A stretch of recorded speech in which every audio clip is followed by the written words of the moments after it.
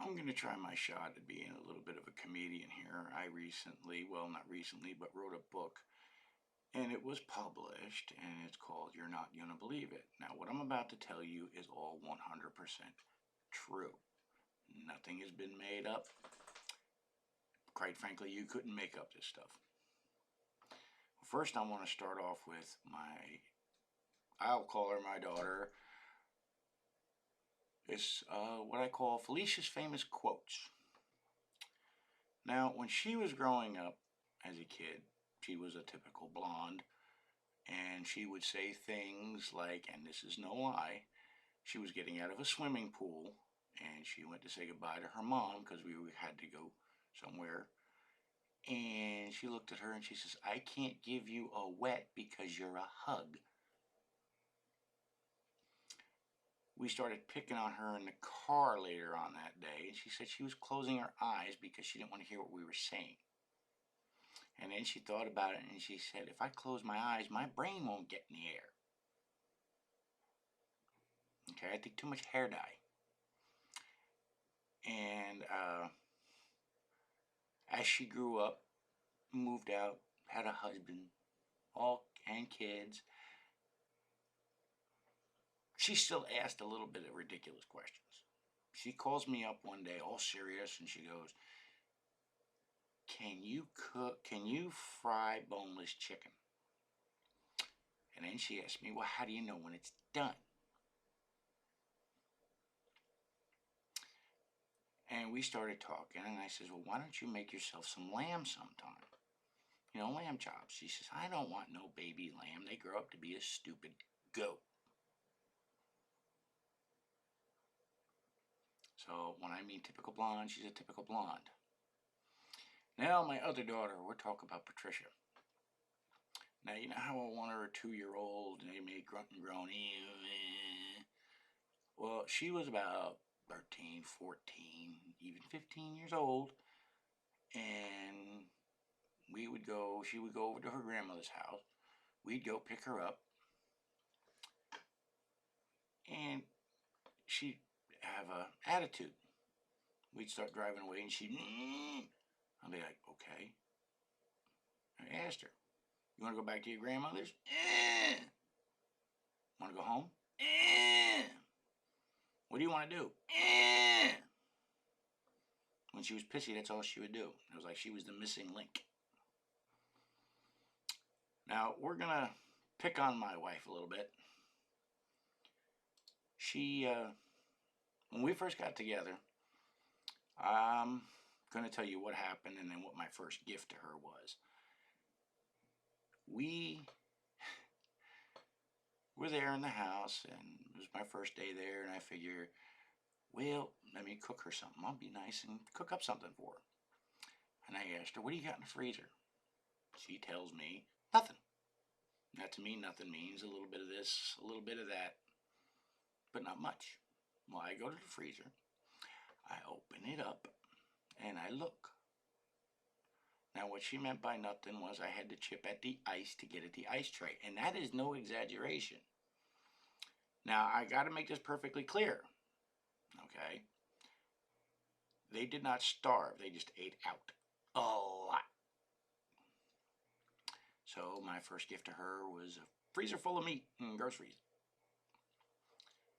Well, I get it stocked up. I decide I'm going to cook. Now, she had a friend of hers and her daughter staying there with her and her 2 daughters. Okay? Now, it wasn't like everybody was starving, but I made, and I mean a huge pot of chili. I'd say about 3-4 gallon pot. Now, we had regular size bowls. It wasn't nothing fancy. Excuse me, I got an itch. Nothing fancy. Now, being the man of the house, and my wife was there, I decided I'll make her a bowl, bring it into her, let her eat, and I'll just share her bowl. Typical stuff.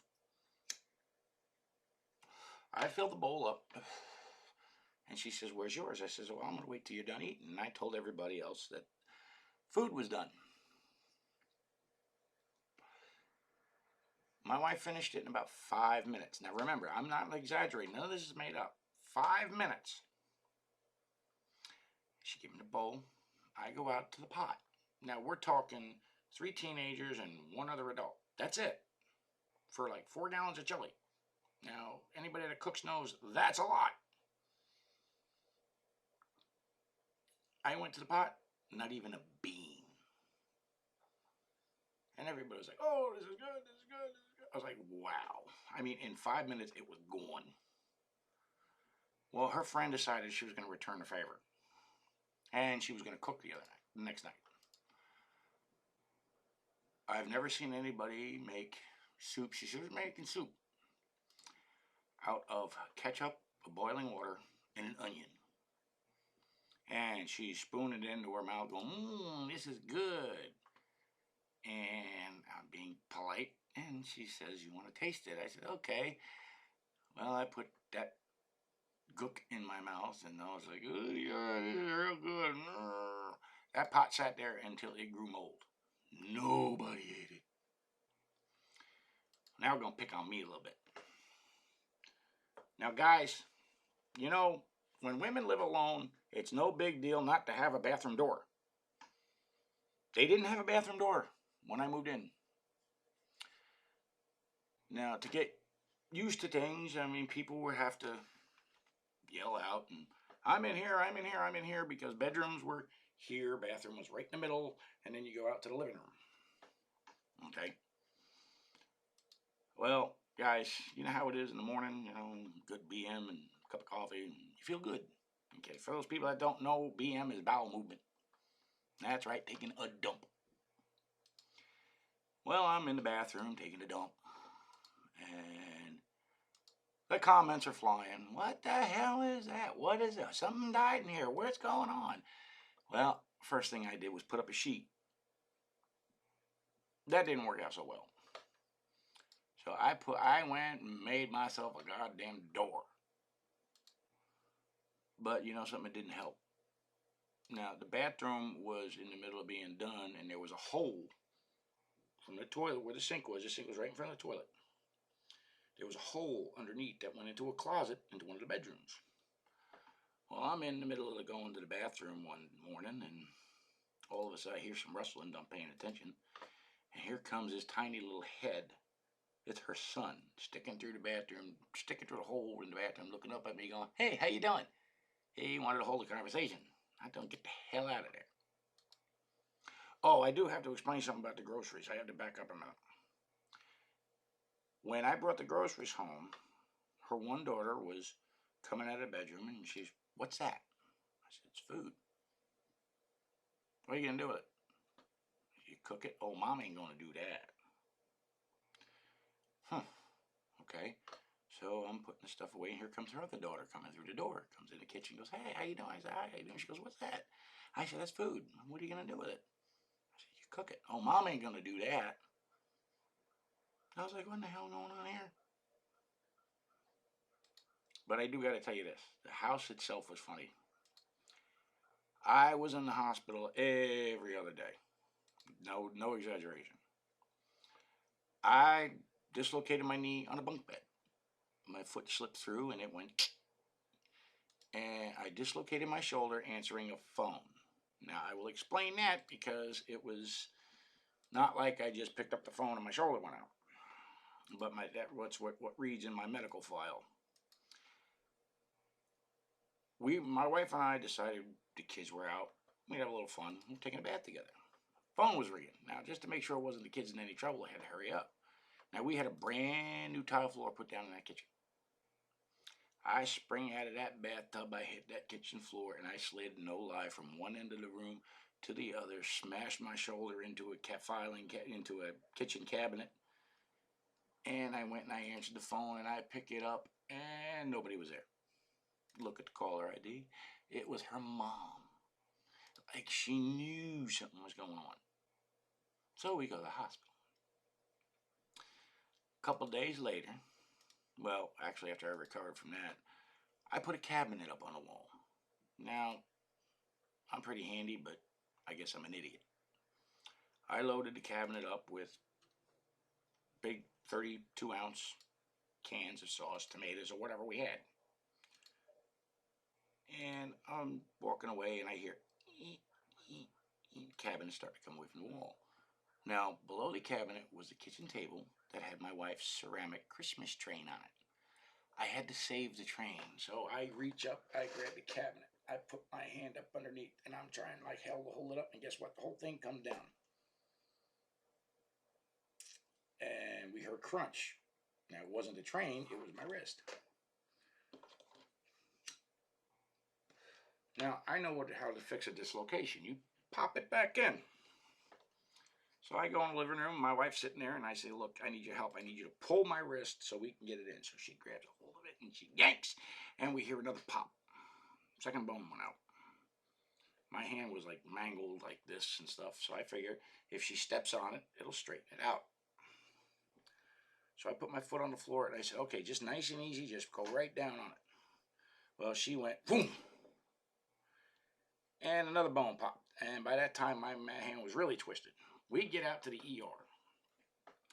First thing they do is like, okay, it's all messed up. Let's go take an x-ray. I get down in the x-ray room. Now, you know how these people turn around and say, they can't tell you what the x-ray says, the doctor has to tell you. I looked at this guy and I said, you can tell me I have to wait for the doctor? He said, no. He said, you're fucked. So I ended up getting a shot of morphine for the pain. Well, I'm in a stretcher in the hallway because they didn't have a bed, but they're waiting for the orthopedic doctor to come in. And my wife's sitting there, and she's all sympathetic to my pain, but I'm feeling pretty good. I have a bad problem with some pain medication, though.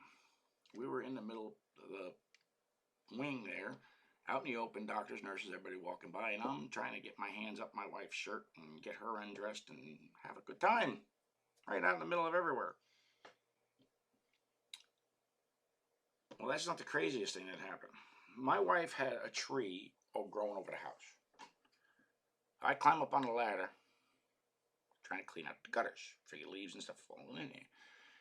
There was tiny little trees that grew in the gutters. And I'm looking at this thing, and the root actually stretched the whole length of the gutter, 40, 50 feet. So I'm grabbing hold of this thing, and I'm yanking. Next thing I know, I look down, there's no ladder. Bang, right on my back. I go to the hospital. I didn't break nothing or anything like that, but they gave me pain medication, muscle relaxants, everything like that. I get home. I start not feeling so good. I get sick as a dog.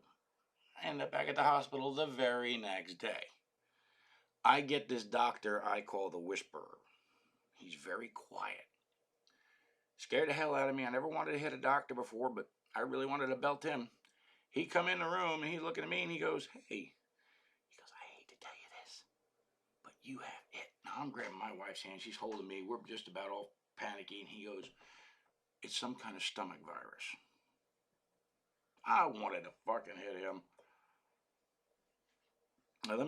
Now, let me get back to my wife. Now, I'm going to show you something. I'm going to angle this over here so you can see it. My wife I spoiled her. That's my fault. I spoiled the hell out of her. I was doing everything for her, cooking, cleaning, everything. But I will tell you this much before we were sitting there. My wife was in the bathtub. I figured I'd be nice and give her a bath. Now, this was after we've had sex. We've slept together. We've seen each other nude. I walk in the bathroom, and she goes, what are you doing? And I'm like, oh, my God. So I start giving her a bath. But that's funny in itself. But my wife had a bad habit of being up all night. She would want me up all night. I'd go to work, come home, sit there about 3 o'clock in the morning. Why are you so tired? I'm like, oh my God, this woman has more energy than I have ever seen. We worked at the same place, in the same department. She'd come in full of energy. I started dragging ass so damn much from being up all night for like 3 or 4 days straight. They sent me home to get some sleep. And she's like, what's going on? The manager asked me, she was like, I don't know what's going on with you two. I don't know how come she has so much energy, but she needs to stop doing what she's doing to you. But anyway, while she'd be up, I'd be in bed sleeping. Okay? And now, while I'm sitting there sleeping, she'd be sitting on the edge of the bed, smoking a cigarette. And she'd look back, David, David, I'd be asleep. David, David. Oh, are you awake? She would do everything she had to get me up. She got me up and she asked me, would you make me a pot of coffee? I said, sure, why not? I'm up, I'll have some coffee, stay awake. Now I went in the kitchen and all I did was make a pot of coffee. And I had a cup while I'm making hers. So I'm awake now. I get this coffee, I bring it back in the bedroom, and what is she doing? Snoring away. Unbelievable. Well, that's it for now. I hope you guys find this funny. If not, well, post comments either way. But if you want to know what my book is, it's called You Ain't Gonna Believe It. It's under my pen name, Mr. McTavish. There's a hell of a lot more in there than what I'm telling you now, but this is some of the stuff that's in there. So leave your comments and let me know what you think of the video and some of the things I just said.